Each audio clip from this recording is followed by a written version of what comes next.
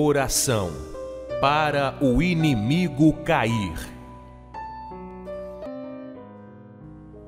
Pai nosso que estás nos céus, santificado seja o vosso nome. Venha a nós o vosso reino. Seja feita a vossa vontade, assim na terra como no céu. O pão nosso de cada dia nos dai hoje. Perdoai-nos as nossas ofensas, assim como nós perdoamos a quem nos tem ofendido. E não nos deixeis cair em tentação, mas livrai-nos do mal.